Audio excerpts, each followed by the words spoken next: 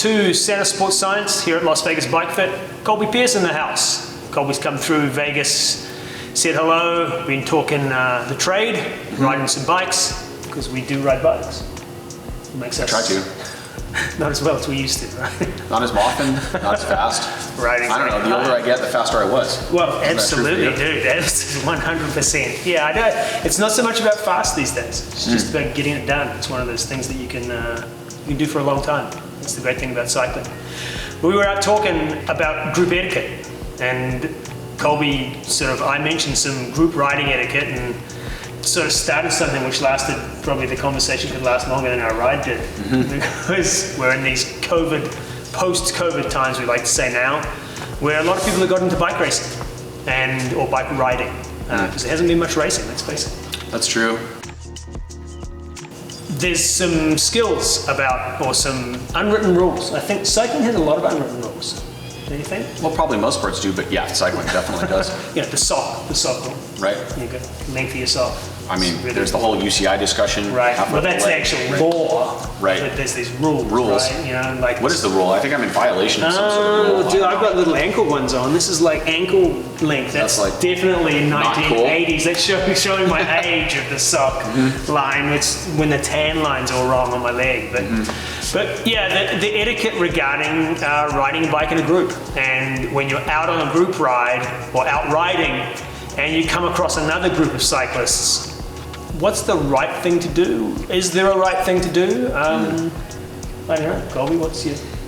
I mean, for me, I think there's a blend of understanding, respect. I think communication is the most important thing. If you're riding by yourself and you get overtaken by a group of riders, or maybe you catch up to a group of riders, you know, the best thing to do is just introduce yourself and say hi and figure out what's going on. Find out what the riders are doing. Get a feel for it. It doesn't have to all be verbal communication. You can also just take a moment to observe. Be present. You mean be a creeper? Be a creeper. Well, maybe I wouldn't use that term. Just that guy, that weird guy that hangs around the back of your group. Well, you know, cyclists, I'll say, as a general observation, there are a lot of cyclists who are pretty introverted. You know, I mean, totally. Yeah. A lot of bike riders were guys or gals who didn't make the popular sports teams. Maybe they weren't on the football team, right? Yeah. Weren't big enough to be on the rugby team. Right. So they ended up kind of being shuffled to cycling, the sport, which is sort of like a land of misfit toys to a degree. Me being Toy one Story, of those Toy misfit Story 3. Yeah. Toy Story 44, all cyclists. So we're not always the best communicators as a group. And so we get in a group of cyclists and we tend to observe and watch, and then maybe we get excited and we decide we're going to attack the group on a hill, but we don't do it outright. We do it kind of passive aggressively. That's a sport of intimidation. It can be. I mean, are you going to let that guy get away from you? Right. You just chase him down and I sat on your wheel. Yes. That kind of stuff. That's how you win races, right? That's how you win races. If you showed up, parked your car, pinned on a number, signed a waiver, and paid an entry fee, then it's a gentleman's agreement that we're here to attack each other, and I'm trying to beat you, and if you're dumb enough to drag me to the line, I'm smart enough to sprint around you by the finish. That's not the case in group rides. Well, and yet some people like to play that game, or they imagine that game happening, and then it becomes, well, what game are we playing? Are we racing to the top of this hill? Are we racing all the way to the town limit sign?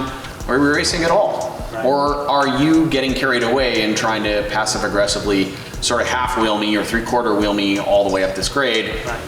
Because you're either not conscious in the moment, you're not conscious of the other rider's pace, or you're letting your ego step ahead of your pedals. And none of these are bad outcomes, but there are ways to think about your place in the group. And if a group's got a nice pace line going and you want to join in, my suggestion would be talk to somebody and say, hey man, this looks like you guys have a great group. Can I come in? Can I learn? If you don't know what's happening, say, what are you doing?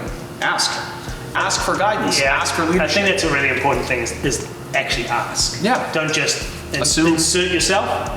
You wouldn't just walk up to somebody at having dinner or at a bar and just plonk yourself down at their table. That's a good point. And sort of go just and not say anything. Okay, so I've got a great story. Creepy guy. Creepy guy. I've got a great story that relates to this. I've done some riding with a lot of World Tour riders. You know, I didn't race in the World Tour myself. I raced at the world level, but not on the road. But I've done quite a bit of training with a lot of these riders. And one day I was training with Rowan Dennis in Catalonia.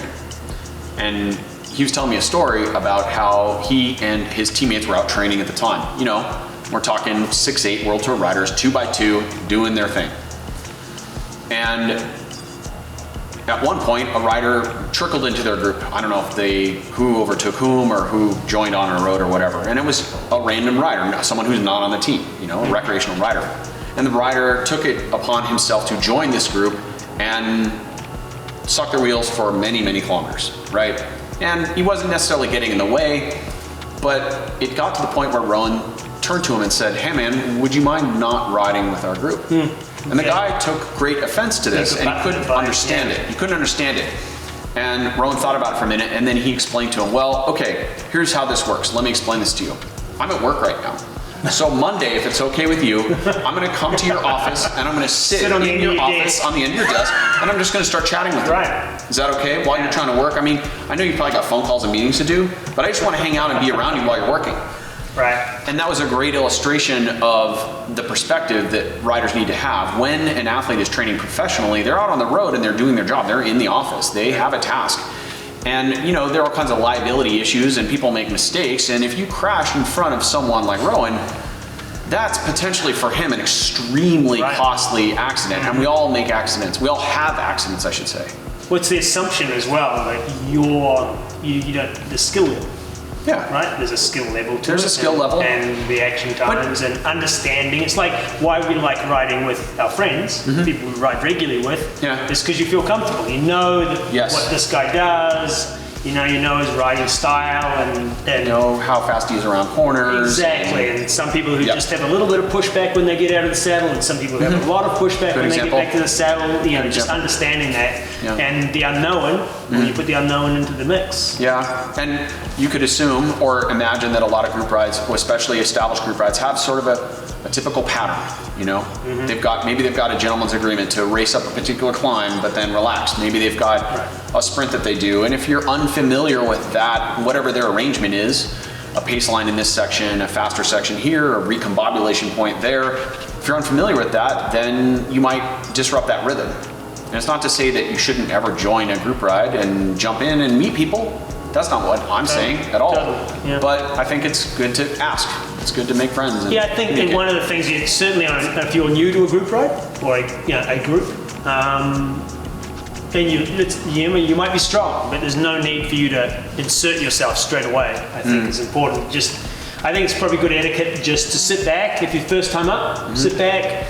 You don't want to be that guy who gets to the front and all of a sudden doesn't know the route.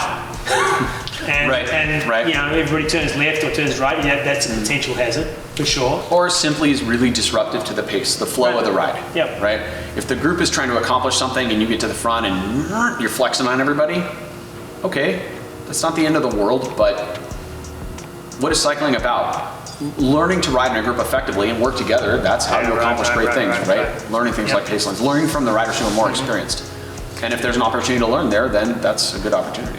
Yeah, I think it is the process of, you know, there's always going to, like in life, there's always going to be somebody richer and thinner than you. So there's always going to be someone stronger than you on a bike. You know, even, you know, there's obviously a certain leveling of that at the top of the sport. But it sort of brings up that question of, let's say you're coming down the road and you know, and everybody we love to challenge ourselves. This is kind of what cycling's about. You see a group, a K down the road, a K in the distance or something, you're like, I'm going to catch them. And I just use them as a carrot and I'll work my way. And when you gain on them and you're gaining at such a rate, what do? Do you choose to come on the back and sit on the back, and do you recover, or do you just keep going past them? And often we see sort of people go past and then get 50 meters down the road and blow up. At which point then the rest of the group has to swarm, overtake. There's that safety aspect of the transition of a group moving around a single rider and stuff like that. Especially if the group then has to go into the lane of traffic to train. Which is typical, depending on how wide your bike lanes are and stuff like that. So it's that concern as well. I think being conscious as a rider,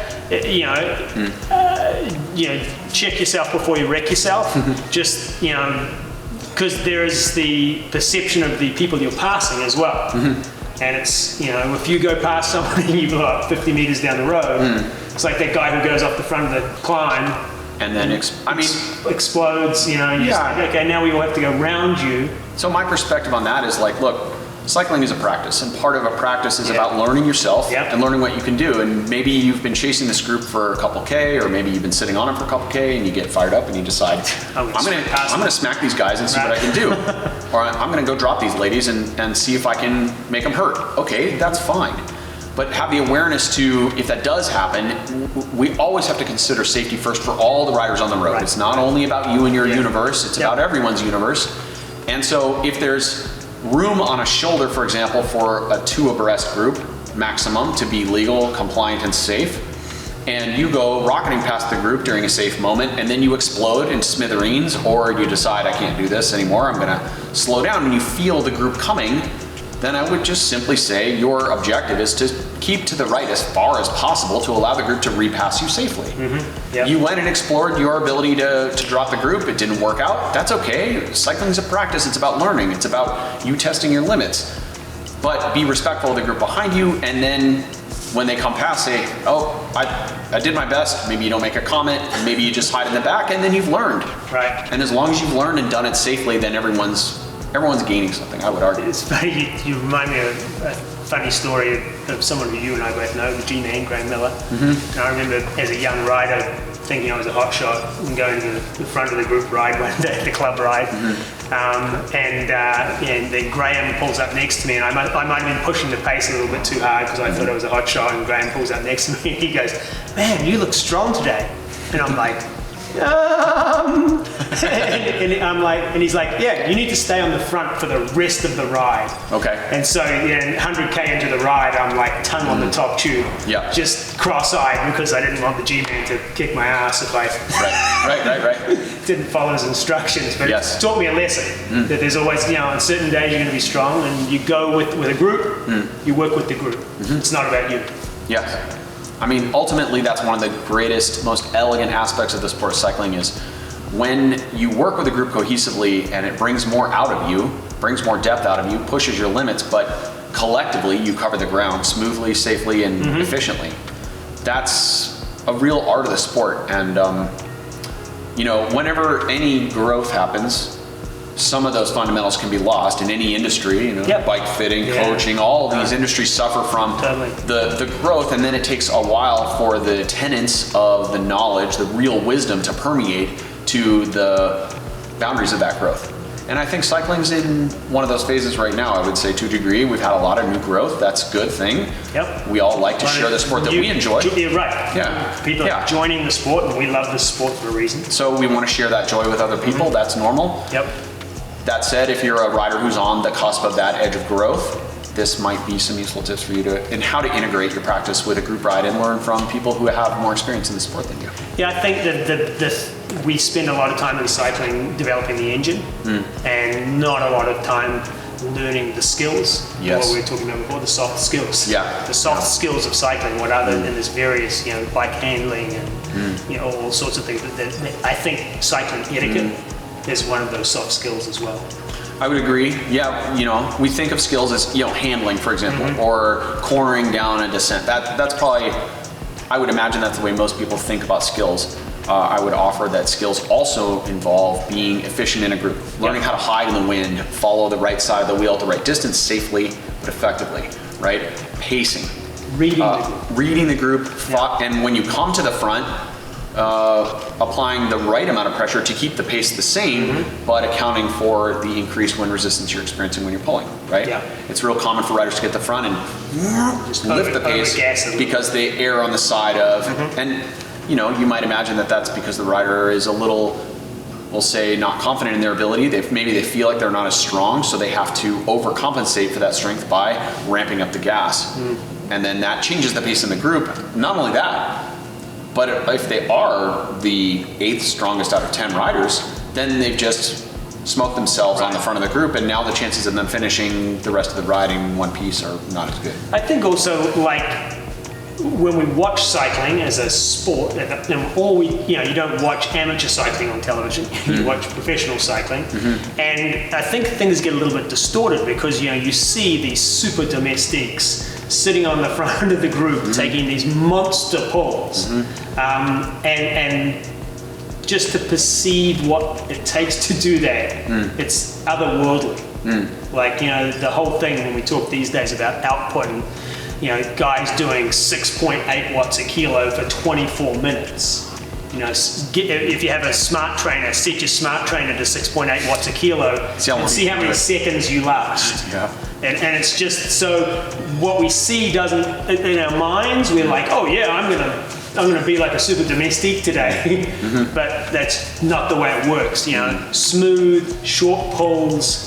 That's really about, from an amateur cyclist standpoint, learning the craft. It takes years, if not decades, to evolve in most cases to the point where you can have that durability to maintain that high output and not come to pieces. Yeah.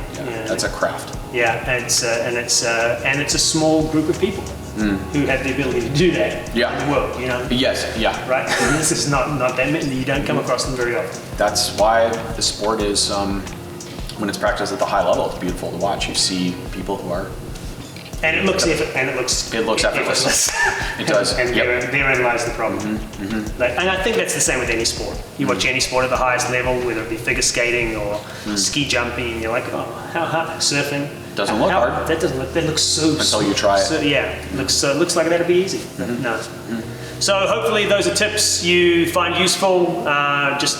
Colby and I musing after a bike ride. Hope you enjoyed that. Check back with us soon.